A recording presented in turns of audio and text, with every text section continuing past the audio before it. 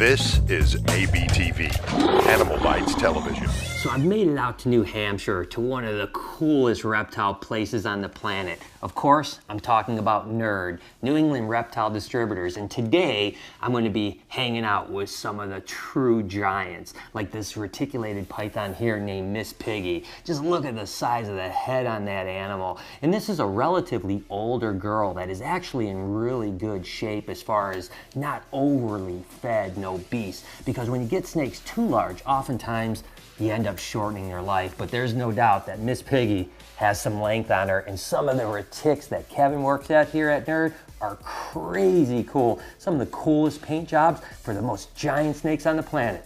This is gonna be an awesome day.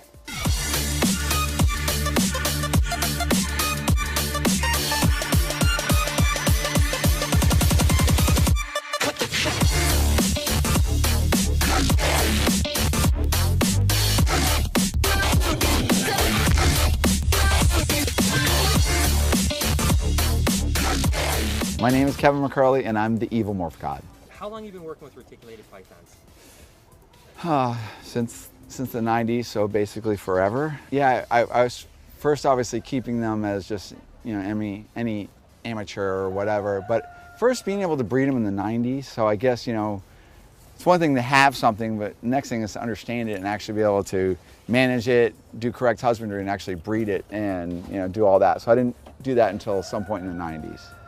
Take a look at this beastie right here. Wow, this was one that really caught my eye as soon as I walked in the room. It happens to be a Golden Child Platinum Phantom. Now the Golden Child is a codominant mutation that kind of blows out the animal, typically kind of a darker, like almost a black at sometimes, but certainly a dark brown with kind of a nice black stripe down him. And of course the Platy gene is the one that produced all that white stuff like ultras and leucistics and all that stuff. And the Phantom is also codominant that just cleans things up and really brightens them up. Now what's interesting about these guys is that as the babies, they're more of a brownish tan color, and then as they grow up they turn into this almost yellow. I mean, that is a cool animal. And can you imagine, this thing's probably what, maybe 8-9 foot. Could you imagine when the thing is 15-16 foot, how much brighter it's going to get? Because that's one of the things that's really cool about the Phantom stuff, is as they get older they get even brighter. So that is a cool animal. Man, there's just so many options in color paint jobs when it comes to reticulated pythons, and the fact that they have large litters or large clutches of, you know, 40, 50, 60 eggs, you can certainly get the combinations together much quicker to produce the end results, these incredible looking animals. When you first got into reticulated pythons, did you think that there would be the color array that there are now? No, actually reticulated pythons, that was such a, it's almost a static palette. You know, we were looking at like yellow-headed, you know, Ambon Islands and, you know, just silvers and stuff like that.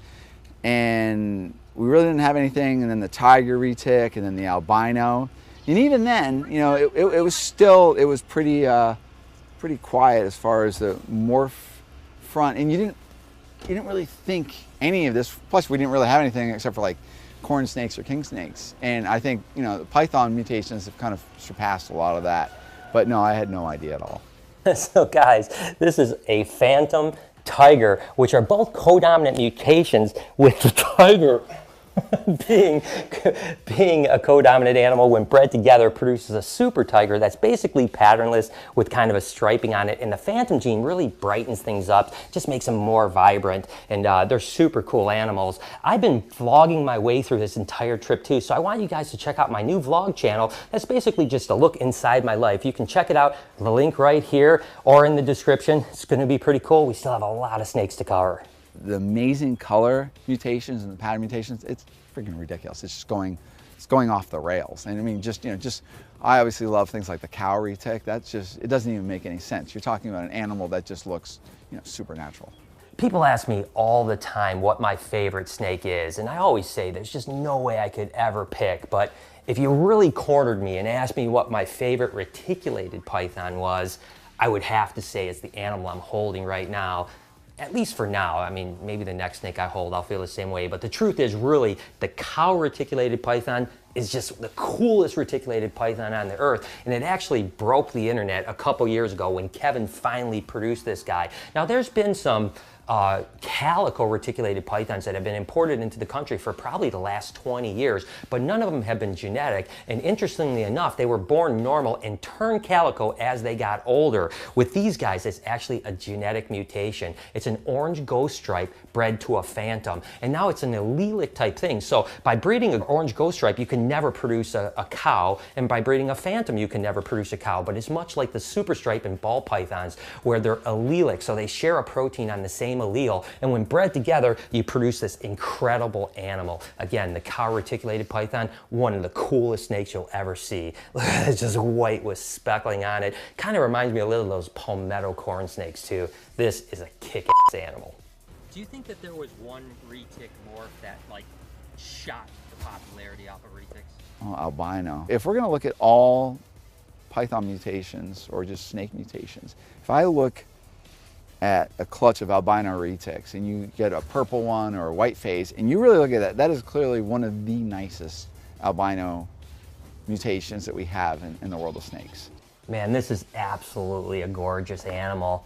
And of course, this is a golden child ghost genetic stripe. And now Kevin McCurley was really the first person to produce the golden childs way back in the day. And I actually remember hanging out in Orlando and seeing, at this big reptile show, seeing the golden child for the very first time. And they're really, again, really dark animals, almost a dark brown, almost to black. And the fact that it was a codominant mutation right off the bat really incited the reticulated python world. And I think he was selling them at the time for $20,000. And again, you got to be a little careful with reticulated pythons. Even when they're super docile, when you enter their cage like this, they get a little bit cage defensive. So let's go ahead and pull her out and see how she looks out in the light, because she is absolutely gorgeous inside this cage. And she's a beastie too. Take a look at this animal right here. Whew. But look at that head. Now, golden child heads typically have that exact look, that kind of cross pattern on their head.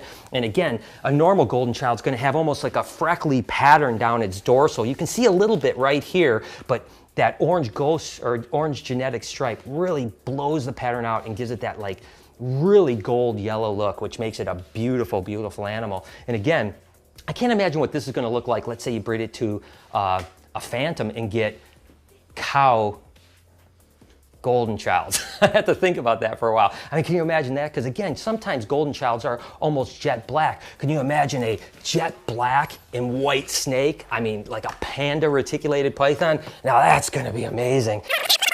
Remember back in that time when I said that maybe one day they'd produce a golden child cow? Silly me to think that Kevin didn't already produce a golden child cow, because here it is right here. This is the animal, and you can see how much darker it is than a normal cow. You've got almost this black and white look. And again, the cows are pretty variable. Some have a lot more white, some have a lot less white. This one's kind of a little bit reduced white. So if they ever get one like this that is like, say, 50% white, it's going to be even more impressive. But trust me, never again will I doubt what Kevin McCurley is producing.